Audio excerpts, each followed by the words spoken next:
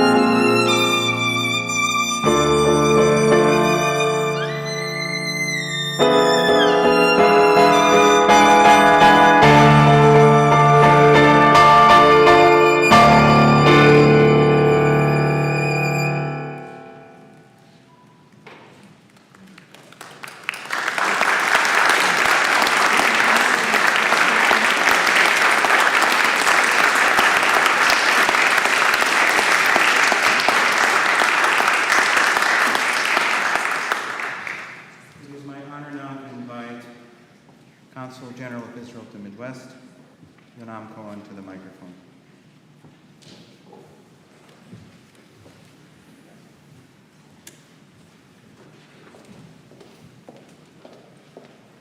Good evening. On this day, 83 years ago, began the acts that led to the destruction of European Jewry. The strategic dehumanization of the Jewish people had gone on for long enough to make hate speech and incitement almost easy. The world remained indifferent as Nazi Germany perpetrated a genocide that marked a before and after in our history and in human history. We remember the past, and of course, we must never forget it. And through the power of hope, we soar towards the future. After all, that is Israel's national anthem, Hatikva, the hope, the source of our soul. The present couldn't be different. Israel is a strong country, now with a restored, positive, and close relationship with the Federal Republic of Germany. We look at the present and feel hopeful. We look at the future and know with certainty that we will continue to rise out of the horror and sadness of the past. We will continue to restore the broken glass and work to make it whole again. Even today, we are picking up the pieces as the cantors and the singers and the violinists and the choir perform their melodious pieces. Through music, we heal. We aim to restore our faith, our Jewishness, our history and legacy based on the memory of that fateful night. We take the memory, heal from it, and with hope, a tikva, we look towards the future and the wonderful things it will bring. As an Israeli representing my country, a country that belongs to all of us, I speak today from a position of strength and determination. We do not stay in the past. We live our lives, taking the worst part of our history to the best part of our future. On behalf of the State of Israel, I would like to thank everyone who was involved in making this evening happen. Loop President Liz Olden, Consul General of Germany Wolfgang Mossinger, Cantors Pavel Roytman, Susie Lewis-Freidman, and David Berger, Lawrence Neuman and King Hu and their son Maurice Neuman, the Kol Zimrah singers and the KAM Isaiah Israel Community Chorale, for bringing this beautiful evening together, so that we never forget. We will never forget, but we will heal and have everlasting hope for the future. Thank you.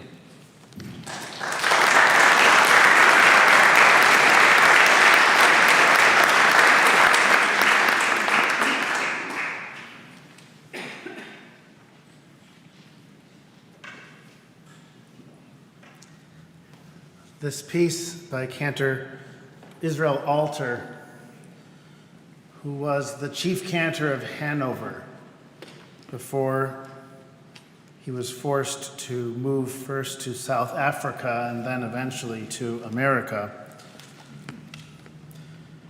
where he became the teacher of my teacher, Cantor Israel Goldstein, who himself had a family story of being exiled first to England and then to America. This is a piece that Cantor Goldstein himself taught me, and he passed away very recently. And so I want to dedicate this performance today to him, my beloved teacher, who brought the world of Chazanut to me.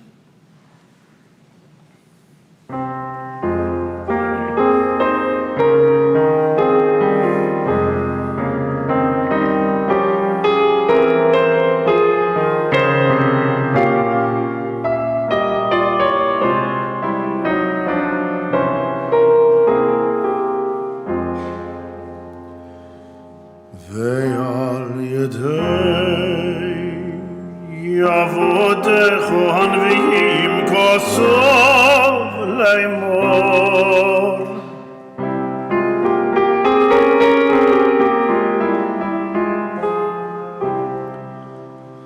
ועל ידי אבותיך הנביאים כוסוב לאמור. הלוך וקורסו ויוזני ירושלים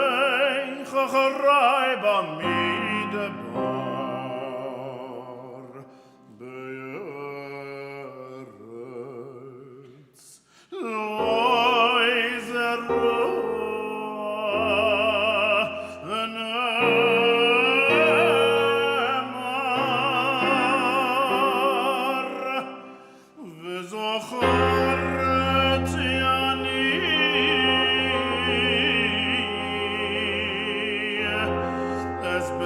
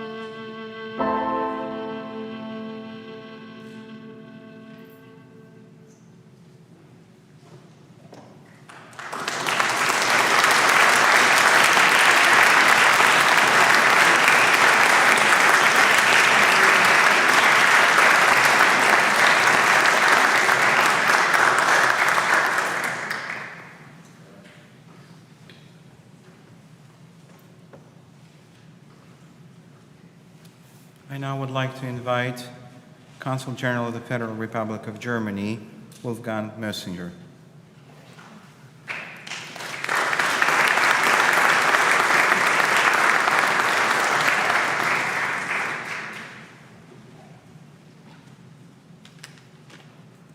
Good evening, everybody, and thank you to the Loop Synagogue community, to Lee and Carrie for inviting me to this commemoration service at the Loop Synagogue. It is always one of the most moving moments of the work of a German diplomat to be invited to such an event. It is like an unexpected gift that the Jewish communities throughout the world not only accept, but actively invite the representative of Germany to these ceremonies. We in Germany cannot and we will not assume that this is a normal procedure. Neither will we pretend that we understand what it means and what an extraordinary overcoming it must be for survivors or the descendants to listen to the representative of the country which caused so much pain and desolation for the Jewish people and for each and every family of this people. For me personally, it is the greatest honor to speak at these occasions like the one today, and I'm deeply grateful for you to invite me and to listen to me. The motto of the commemoration is memory, healing, and hope. Let me elaborate on these a little bit. Memory. The German government is adamant in preserving the memory of the Holocaust. No child in Germany goes through school without learning about it, usually 3 times at different ages. It permeates the curriculum not only of history, but of many other subjects.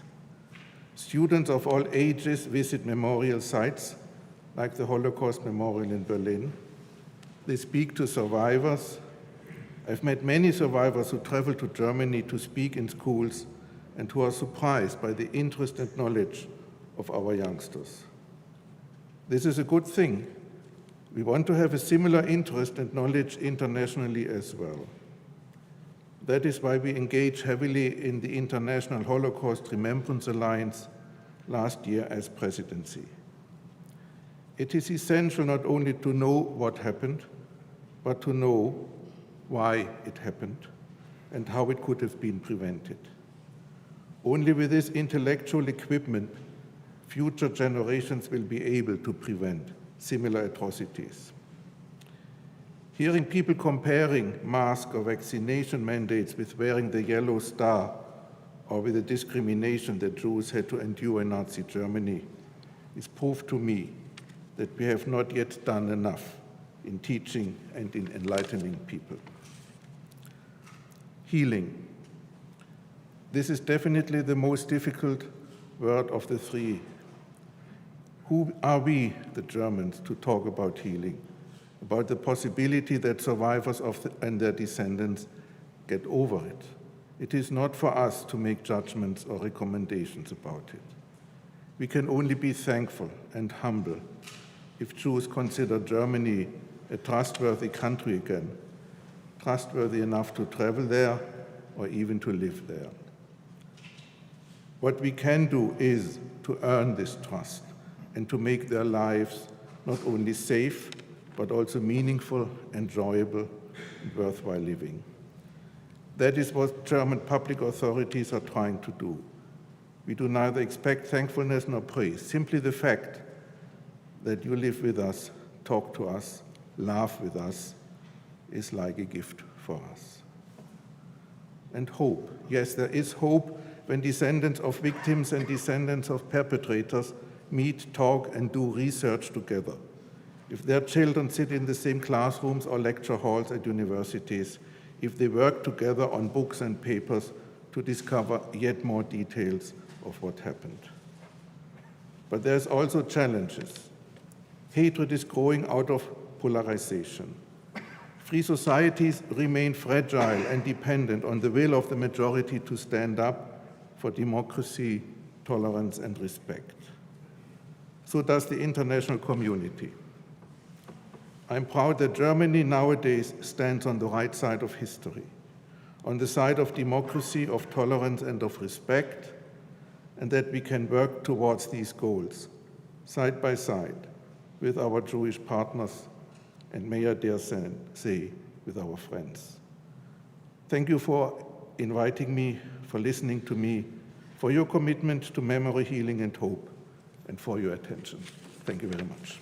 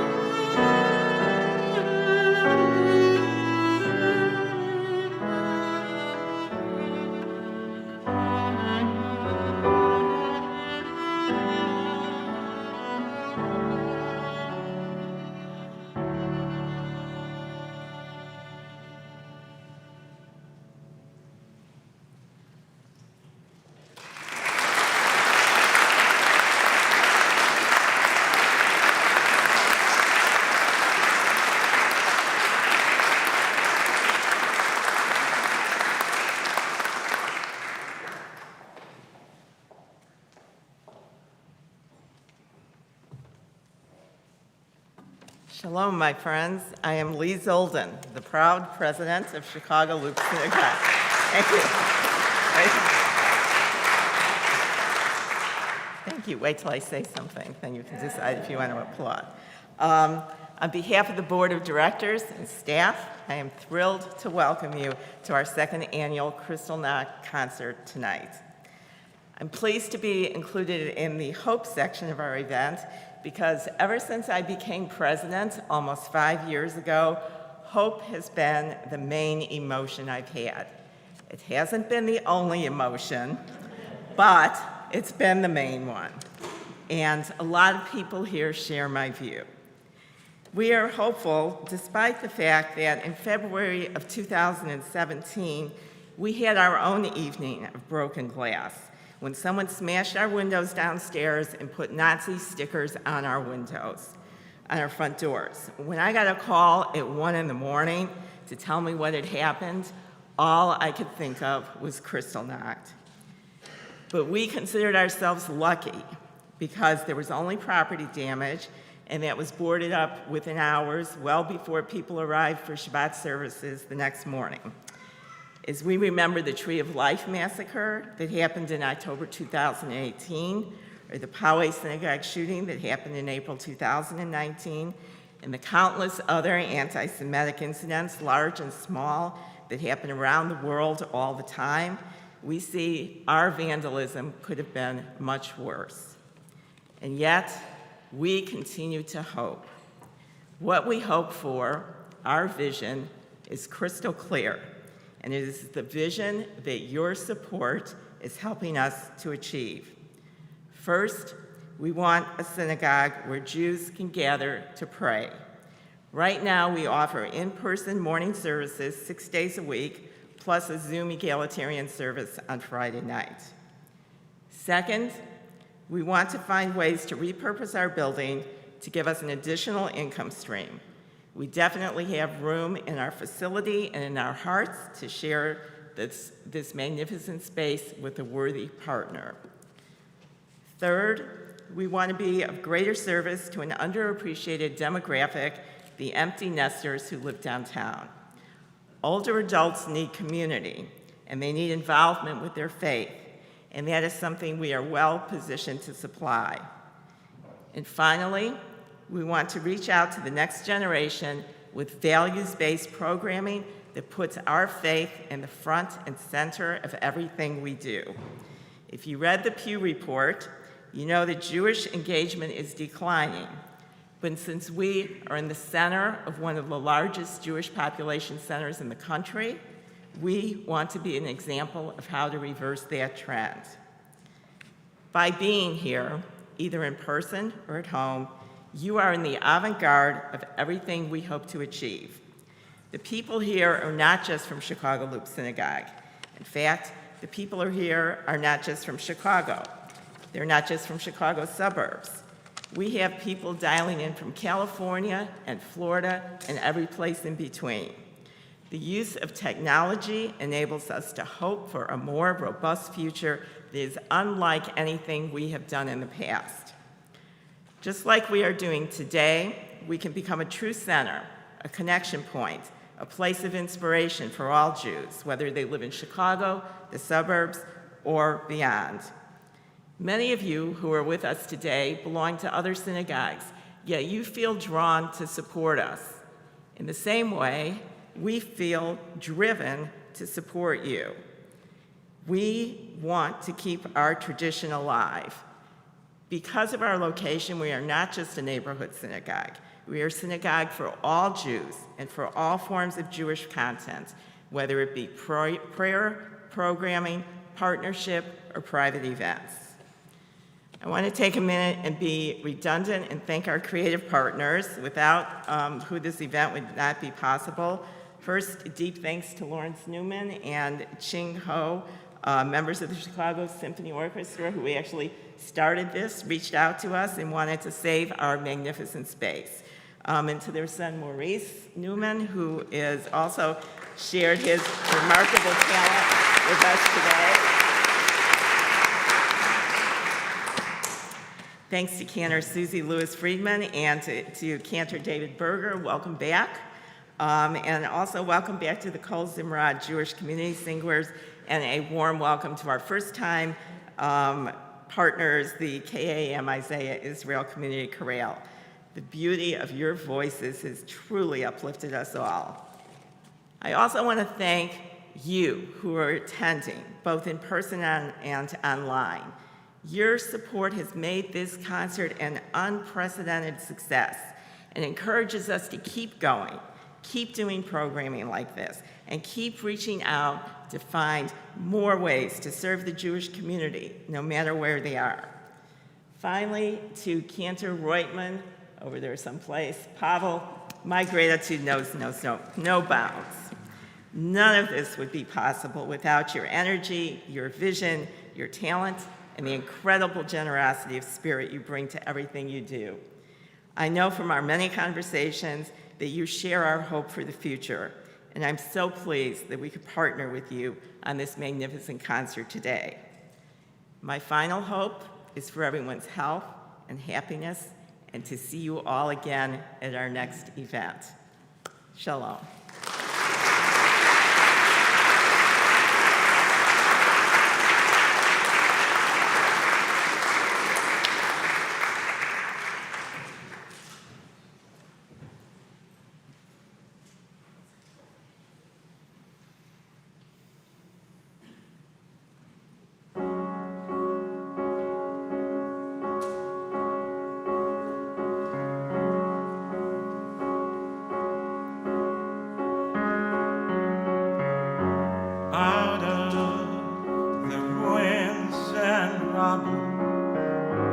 Out of the smoke,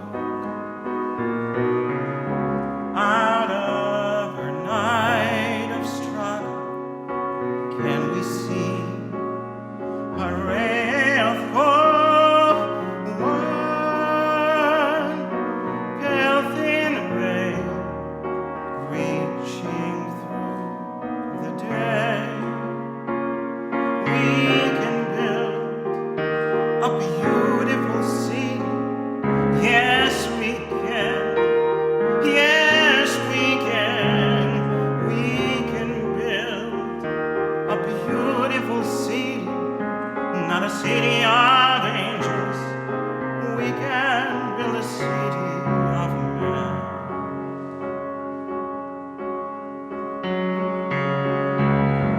We may not reach the ending, but we can start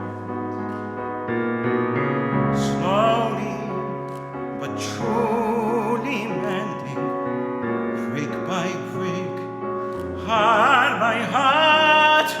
Now, maybe now, we start learning how we can build a beautiful city. Yes, we can. Yes, we can. We can build a beautiful city, not a city of angels, but we can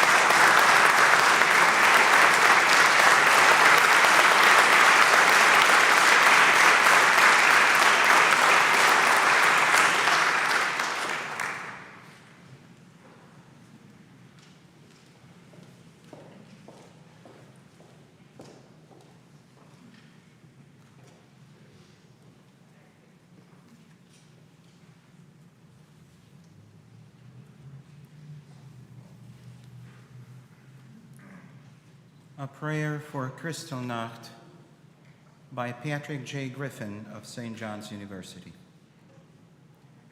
Great God, from the very beginning of our human story, we are reminded of how we can do violence to our brother and sister. Cain kills his brother Abel, and the blood of Abel cries out to you for remembrance and action.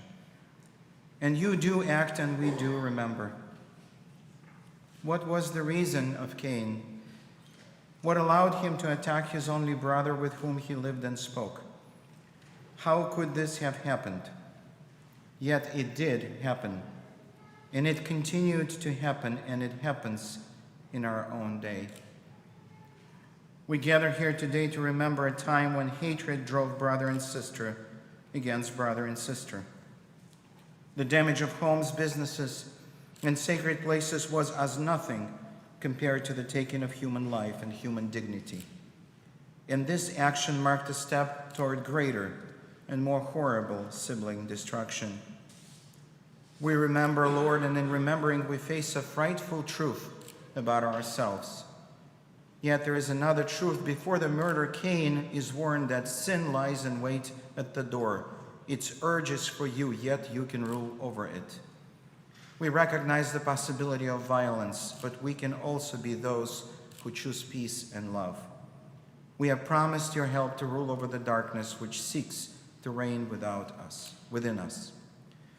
We remember today, O merciful God, our brothers and sisters who have died because of sibling hatred.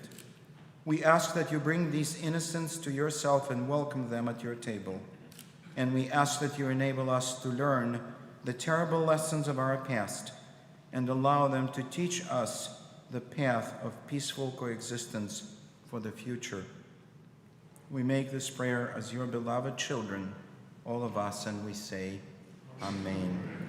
It is now my honor to invite Cantor Susan Lewis-Freidman to lead us in the memorial prayer, El Malei Rachamim, which will be followed by the words of the mourner's Kaddish. It is a custom to rise. Please do so if you are able.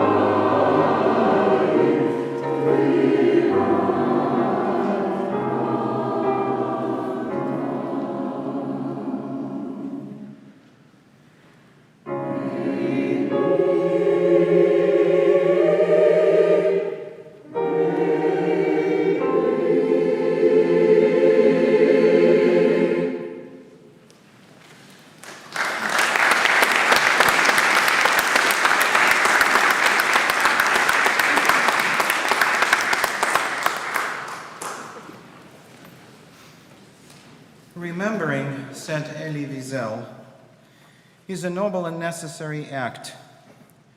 The call of memory, the call to memory, reaches us from the very dawn of history. Without memory, our existence would be barren and opaque, like a prison cell into which no light penetrates, like a tomb which rejects the living.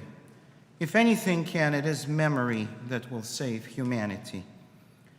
The terrible events of the Kristallnacht will forever remain in our collective memory.